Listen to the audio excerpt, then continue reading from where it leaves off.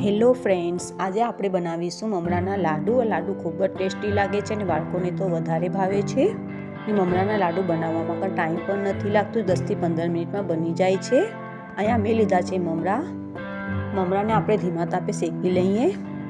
મમરાના લાડુની recipe તમને સારી લાગે તો આગળ શેર કરજો અને મને કમેન્ટ કરીને બતાવજો કે આ રેસીપી તમને કેવી લાગી અને કેવી નહીં.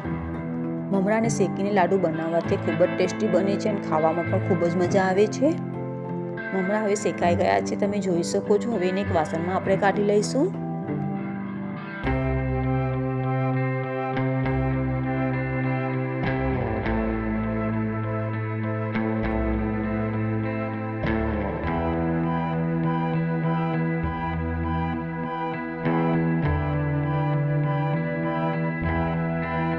હવે આપણે ગોળને પકાવવા માટે મૂકી દઈએ. મેં અહીંયા 50 ગ્રામ ગોળ નાખ્યો છે, તમે જોઈ શકો છો.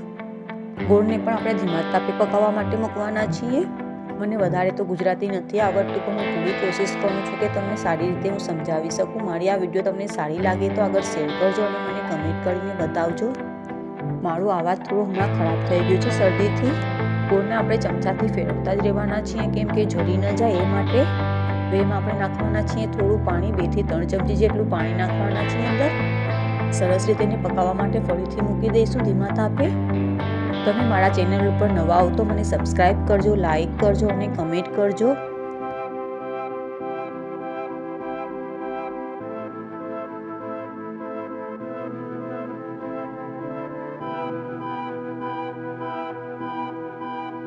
ગોળમાં હવે આપણે નાખી દઈએ ઘી. મેં અહીંયા દેશી ઘી નાખ્યું છે, તમે એમાં તેલ પણ નાખી શકો છો. થોડું થોડું કરીને આમાં આપણે ઘી નાખવાના છીએ અને ફરીથી એને પકાવવા માટે મૂકી દઈએ ધીમા તાપે.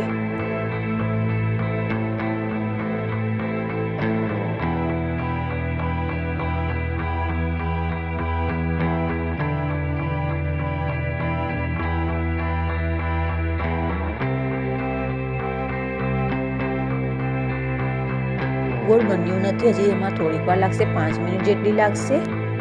તમે આ મમરાના લાડુ બનાવીને એકવાર જરૂરથી ટ્રાય કરજો અને મને કમેન્ટ કરીને બતાવજો કે કેવા બન્યા હતા.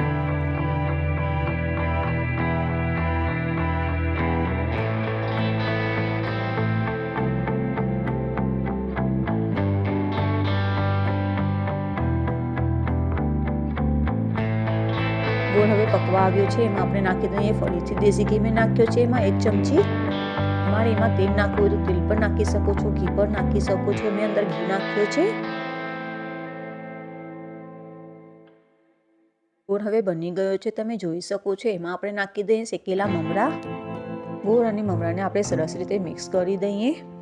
ગેસને પણ આપણે ચાલુ જ રાખીશું, કેમ કે ગોળ અને મમરા સરસ રીતે મિક્સ થઈ જાય.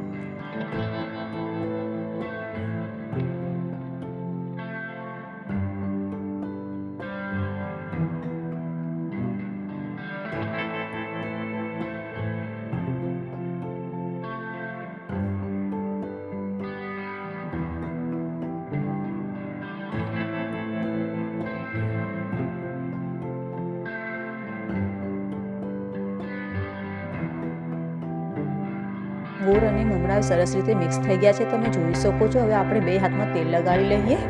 તેલ લગાડીને લાડુ વાળવાથી જલ્દીથી વળી પણ જાય છે. મમરા અને ગોળ થોડા ગરમ હોય ત્યારે જ આપણે લાડુ વાળવાના છીએ. ઠંડુ પડી જાય પછી લાડુ વળતા નથી. તમે ગોળ અને મમરાની ચીક્કી પણ બનાવી શકો છો. હમણાં શિયાળાની મોસમ છે, એ માટે મેં મમરાના લાડુ બનાવ્યા છે બાળકો માટે. બાળકોને તો વધારે ભાવે છે. મમરા અને ગોળના લાડુ બનાવવામાં કંઈ ટાઈમ પણ નથી લાગતો, 10 થી 15 મિનિટમાં બની જાય છે. ખાવામાં પણ ખૂબ જ ટેસ્ટી બને છે. મારા ઘરમાં તો બધા લોકો ખાય છે. તમને આ મમરાના લાડુની રેસીપી સારી લાગે તો આગળ શેર કરજો, કમેન્ટ કરજો અને લાઈક કરજો. મારા ચેનલ ઉપર તમે નવા હો તો મને સબસ્ક્રાઈબ કરવાનું ના ભૂલતા.